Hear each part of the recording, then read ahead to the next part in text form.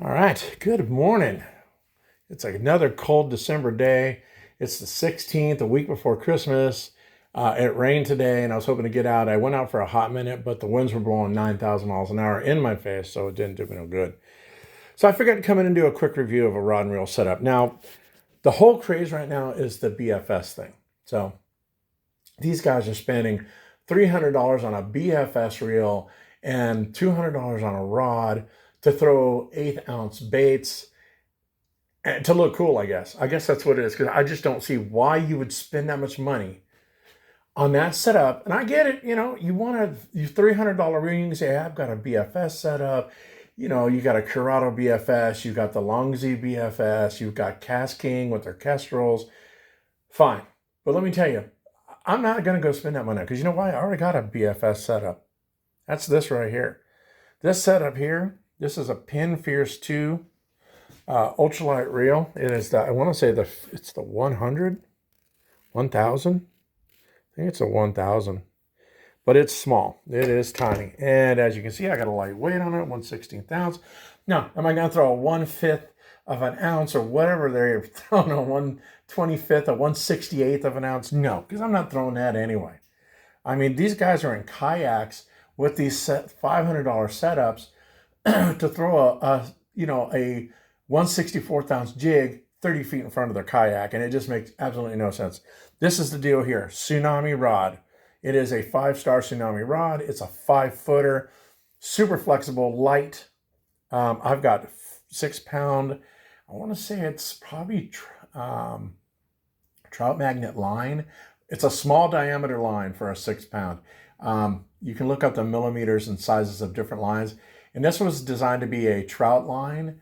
So the diameter is really small. So it actually is, compared to other 6-pound lines, is about half the quarter to half of the diameter of 6 pounds. So it casts like a 4-pound, really. So it gets me out there. I don't have to have a ton of line with it, because I'm not casting at 10 million miles. I'm really not. And it is a great rod for that. If you want to throw little baits like this, you're set and good to go. You want to throw little crankbaits. You want to throw the little Rebel Craw. You want to throw the little swim baits. It works perfectly for that. If you're in a lake with pickerel, the only thing I would tell you to do is, if you're going 6-pound, is I would add a leader on this thing and bump that up to probably 10-pound. Give it a foot, no more than 2 foot of line on front of it, and make sure it'll hold up to you not losing lures. Or you're going to lose some lures if you're in a lake that fishes a lot of pickerel. Heavy weightness wise, this reel is a beast. All aluminum frame, or all metal frame. It's got a good drag system to it. It's got 7 pounds of drag, which is, you're fishing 6-pound test. I don't need 25 pounds of drag on this thing. Shielded ball bearings. I get 7 shielded ball bearings, and this reel is dirt cheap. You will get, this reel now is, I'm going to say probably 5. Another reel that's probably 6, 7 year range. I've had the same with the rod. I got them at the same time. This was going to be my trout rod, and that's what I used it for. And I use it for my crappie setup. I throw little small baits, the crappie are biting, and I pull them in. There's no need to spend that money on a BFS setup when you can have one like this. Now, is it a bait caster? No. But I'm saving all that money. That's all I'm caring about. I'm getting out there fishing. I'm going to throw ultralight stuff. This is what you do. You just get yourself one of these. Stop watching these guys on TV or on your YouTube telling you, oh yeah, I got the Longzhi on the, Sungaloi, I don't know even pronounce Sangalang rod with, and I'm throwing, 2-pound P line on it. And you're like, it's just a waste of time.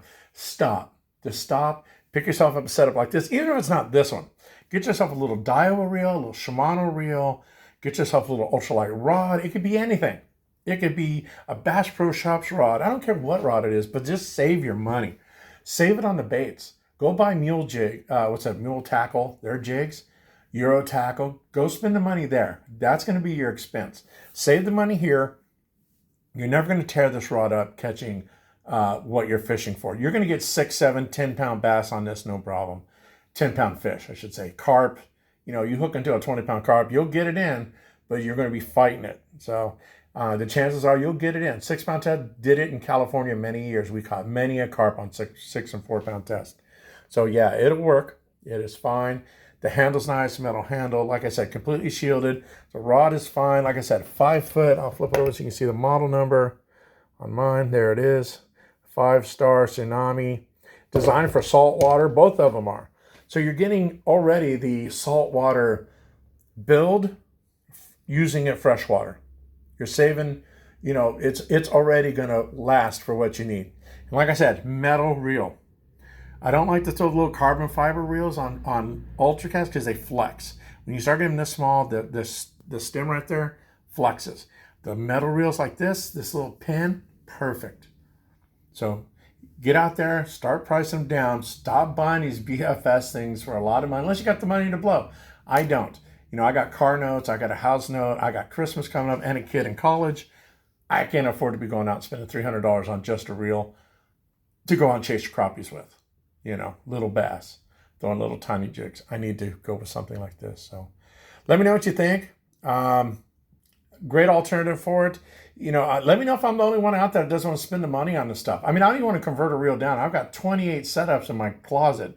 I can afford to go buy, you know, a smaller, shallow spool, new bearings, you know, work on it that way, a lighter rod, but I just don't want to. I've already got the setup here, and it does exactly what I was thinking about doing. I was actually thinking about converting a reel over to a BFS setup. I'm like, why? The BFS I fish with is this already. Every time I go lightweight, I just haul this out of the closet.